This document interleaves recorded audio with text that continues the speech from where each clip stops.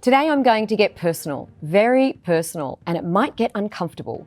Why has one of the most significant choices and decisions any of us will ever make, which is choosing who we spend our personal time with and maybe the rest of our lives, is sometimes being decided on a simple swipe to like or dislike?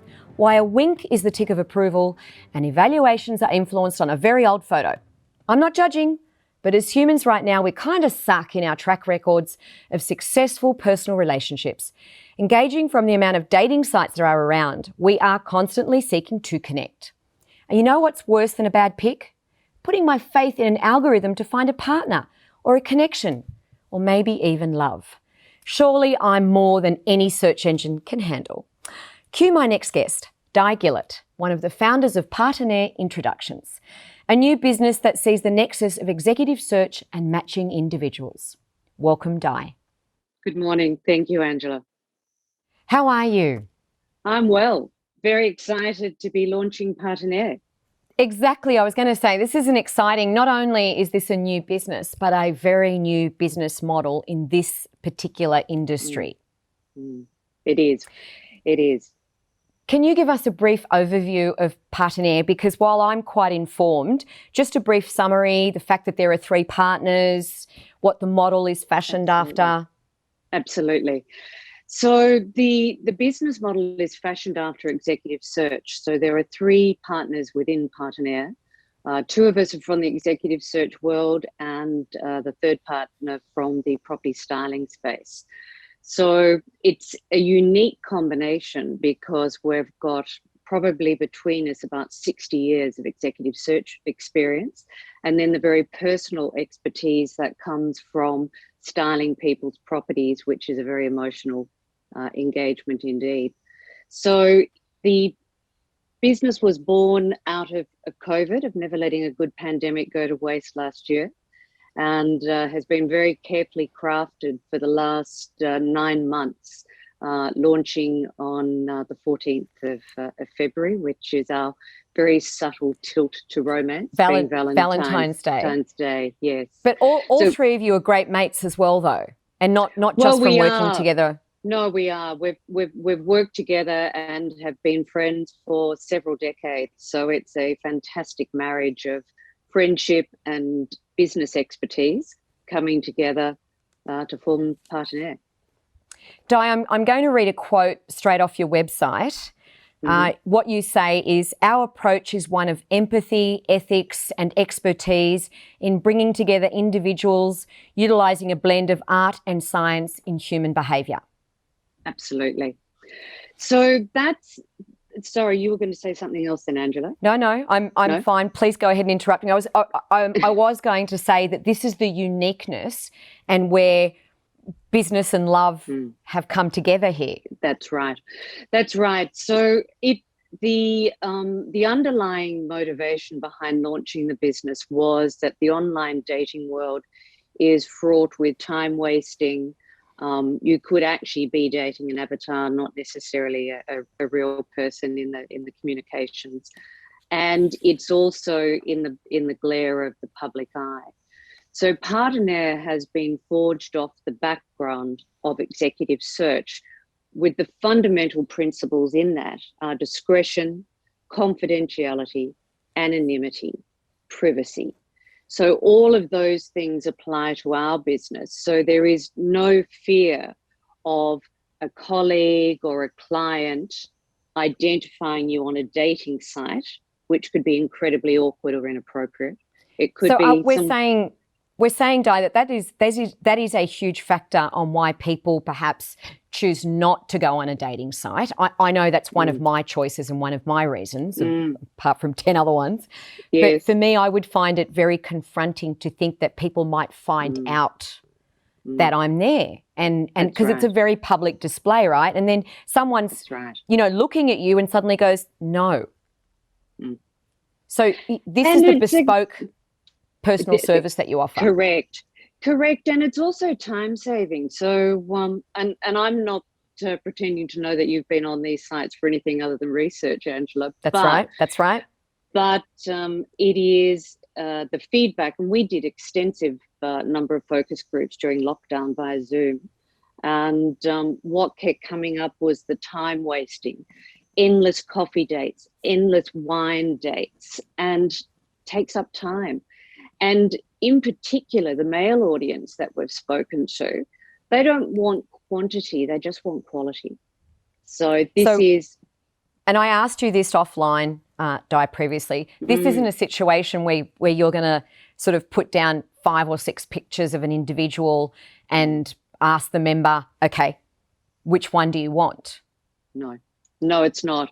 And in fact, it's not going to come down to visual. We've actually taken the visual component out of it. In the same way, so in an executive search, you take a brief, there's a particular criteria, there's an understanding about the culture and fit of an organisation, and then you go to market not to find out who's available, but you go to market to find who's the best in market for brief.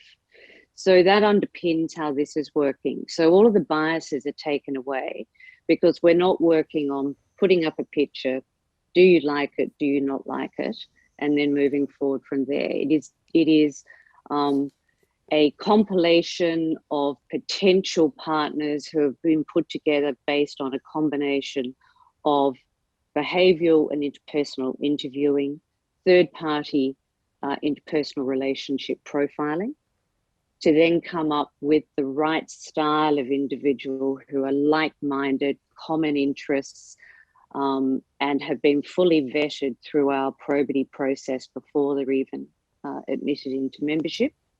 And then from there, we brief those individuals to our clients, pictures aside, because we want them to understand and hear about an individual, benefits, lifestyle, commonality, the shared values, right? Correct. And values being the underlying aspect of why we're going to bring these individuals together. So let's talk business for a moment. Did you sit down and say, right, there's a gap in the market? Yes, we did. Yeah. So there's a lot of online dating apps in the market, and probably one of the most noteworthy listed on the NASDAQ in the last couple of weeks. There's very few players in the domestic market who are actually offline introduction agencies. There are a small number, but our unique proposition in coming to market is that it's been built off this professional expertise in search and professional services. Because essentially you use the business tools that it comes from, decades of your experience in the executive search arena. You use business tools to form a personal match for people. That's right. So the business tools that come from our search background are a combination of behavioural and preferential interviewing, all of which comes into play in this scenario. As I mentioned, third-party assessment tools, and we went through a really rigorous assessment process to determine which one we would use, and have settled on one that many trusted advisors recommended, that measures wanted and expressed behaviours and interpersonal relationship triggers, and that coming together with the interview techniques. And then there is a healthy dose of intuition that comes into this, but that's not random. That is honed expertise from nearly 30 years in search. So the intuition's well qualified. I was going to say, your experience in being able to assess people quickly, which is part of your professional background, that surely must also give your members confidence that the recommendation is solid. That's right. And one of the aspects that came up when we did our focus groups was what was really important to people was trust. And trust in us as individuals has become one of the key pillars as to what our value proposition is, and why a number of the members have already expressed why they will engage with us is because we are known and we are trusted in our own rights, and that's become an invaluable part of our DNA. In in what I've read about the business, you use the terminology or the word helping people find someone that complements you. Mm. Mm. Is it much harder today for people to find relationships, to find a partner, or has it always been that case, or is it suddenly much harder? Well, I think it's been compounded by COVID, but I do think it has become more complicated because I think our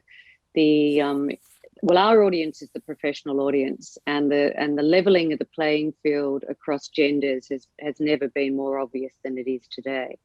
And I think there is a reluctance from some men to seek out women in business and women who are confident, established in their own right and independent. And that can be a disarming choice for many men or individuals and vice versa. So it is, and I think the days have gone, people used to meet people through others and at social engagements and the like. And so much as that has gone. We're time poor, we're busy, we're traveling.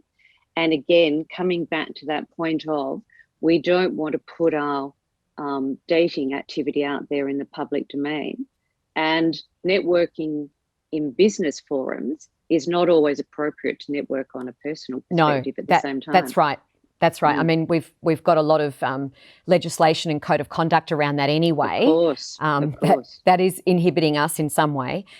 Essentially, Partenaire is a membership model, though. It is. That's right. And membership's not a given either. So there is processes in terms of validation for membership. So there's a discerning aspect of like-mindedness that, in fact, individuals are going to be in simpatico with our membership base. There is a vetting process from a probity police check, from a criminality, and quite frankly, it doesn't matter whether we know you and have known you for a long time. The platform for entry is consistent across the board, so nobody can come in and that probity piece being put to one side. So membership is not automatic just because they want to be a member. You're very careful and you vet them. The other interesting aspect is that you actually go out and search for someone to complement your member, and they may not be a member. That's right. Your search is much wider than membership. That's right. So again, deploying our expertise in executive search. So no, we're not approaching random individuals off the street. Clearly, there is some research that has gone before to know that individuals might be interested, and then we reach out through our networks and might tap somebody on the shoulder based on an understanding that they fall within the parameters of what one of our members is seeking in a partner. Now, of course, we are just about to run out of time, but as you mentioned earlier in the interview, I did do some market research. I did look at quite a few dating sites around just for the purposes of this interview, Di. Terrific, yes. And what I noticed, the commonality, regardless of the site that I went on, whether it was for 25-year-olds, 35s, 60s, platinum, whichever colour you might want to be, the biggest thing they spruiked was how safe and secure their platform was for their online profiles of their members. So the focus is on the technical of safety, not the actual personal safety. That's right, on the data safety and cyber security, which of course is important because I'm sure they've got dates of birth and personal information and credit cards across it. So all of that is extremely positive. But what that doesn't play into is what happens once you take it offline and somebody might be meeting face to face. So correct. And that was something that I just wanted to highlight. Thank you so much for joining us today. Thank you very much for having us, Angela. It's been delightful. To everybody out there in YouTube land, I'm sure you have subscribed. If you haven't, press the bell. To the Piedmont Studio, thank you so much for making us look and sound good. To the SMEA Association, without you, this wouldn't be possible. If you have any tips, tricks, comments or stories, you can send them straight to me. news@smea.org.au, and of course, we're across all the socials. Thank you so much, Di. Thank you. Bye.